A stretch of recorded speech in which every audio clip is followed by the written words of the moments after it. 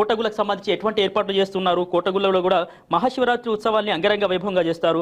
ఇక గణపురం ముద్దుబిడ్డ అదేవిధంగా కాకతీయ యూనివర్సిటీకి సంబంధించి ఎంఏ లిటరేచర్ ఎవరైతే ఉన్నారో మరి నాగరాజు వారితో మాట్లాడే ప్రయత్నం చేద్దాం. కాకతీయులకు సంబంధించినటువంటి చరిత్ర అదేవిధంగా అక్కడ ఉత్సవాలు ఏ విధంగా కొనసాగుతున్నాయనేటువంటి విషయాల్ని మరి వారిని అడిగి తెలుసుకునేటటువంటి ప్రయత్నం చేద్దాం. నమస్తే నాగరాజు గారు. నమస్తే అండి. మొత్తానికి గణపురానికి సంబంధించి ఏదైతే కోటగుళ్ళ కాకతీయులకు సంబంధించినటువంటి ఒక గొప్ప చరిత్ర, అక్కడ చరిత్రను ఒక మీరు 1 minute లో చెప్పి అసలు అక్కడ ఉత్సవాలు ఎట్లా జరుగుతాయి సార్ చెప్పండి. కాకతీయులు మనకు 10, 11, 12, 13 అంటే 4 శతాబ్ద కాలం అంటే మనకు యాక్చువల్గా ఏంటంటే 3 శతాబ్దాల కాలం నుంచి వాళ్ళ పరిపాలన అనేది ఉండేది. హలో చెప్పండి చెప్పండి. వాళ్ళు 3 శతాబ్దాలు పరిపాలించినప్పుడు మనకు వెన్నమ నాయకుడు లేదా కాకతీయ గుండ నాయకాంచెలు మన కాకతీయ తొలి మళ్ళీ కాకతీయుల చరిత్ర అనేది మొదలవుతుంది. 2వ ప్రతాపరుద్రునితో మనకు చరిత్ర అనేది ముగియడం జరుగుతుంది.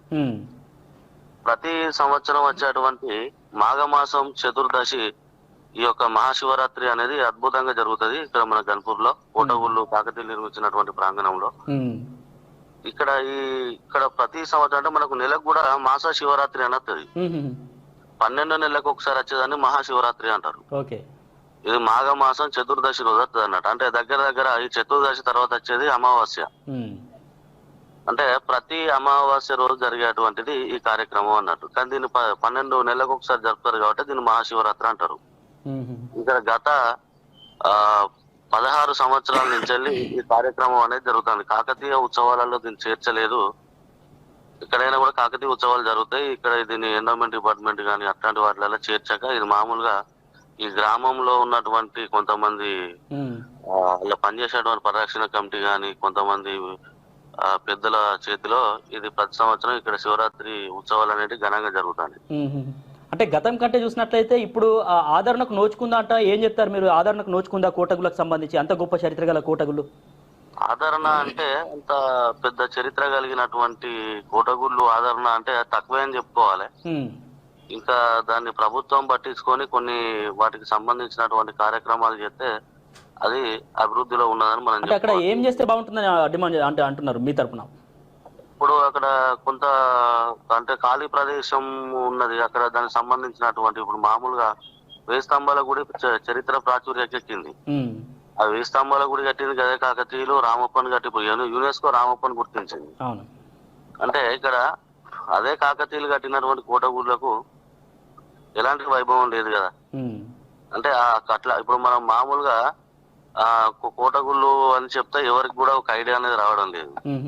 అదే రామప్ప అంటే విదేశీలకు కూడా రామప్ప అనేది ఈజీగా తెలిసిపోతుంది. అంటే ఆ మెరుగు ప్రాచుర్యం కల్పించాలన్నట్టు.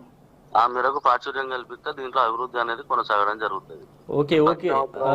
కళలకు సంబంధించినవి మనకు సాహిత్యానికి సంబంధించినవి ధ్యానానికి సంబంధించినటువంటి ప్రోగ్రామ్స్ ఇక్కడ కండక్ట్ చేస్తారు. కానీ ఇప్పుడు మనకు కొంత అంటే వేరే వేరే జిల్లాల నుంచి కానీ వేరే రాష్ట్రాలు విదేశాల నుంచి వచ్చేవాళ్ళు కూడా మనకు రామప్ప 1000 స్తంభాల గుడి పోతారు తప్ప కోటగుళ్ళు అనేది ఉన్నది దీని దగ్గరికి పోవాలి ఇట్లా అనేది వాళ్ళకి ఒక ఆలోచన దృక్పథం అనేది కలగలేదు అంటే కల్పించాల్సిన బాధ్యత ప్రభుత్వాన్ని కదా అట్లా.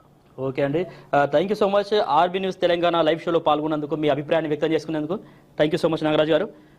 సో అదనమాట గణపురానికి సంబంధించి ఏదైతే కాకతీయుల చారిత్రక కట్టడమైనటువంటి కోటగుళ్ళలో మహాశివరాత్రి ఉత్సవాలు అయితే ప్రతి సంవత్సరం జరుగుతున్నాయి. మరి అనుకున్న విధంగా ఏదైతే కోటగుళ్ళకు సంబంధించి ఆదరణ దక్కుతుందా అంటే దక్కట్లేదే అనేటటువంటి వాదన అనేది అక్కడ గ్రామస్తుల నుంచి వినిపిస్తోంది.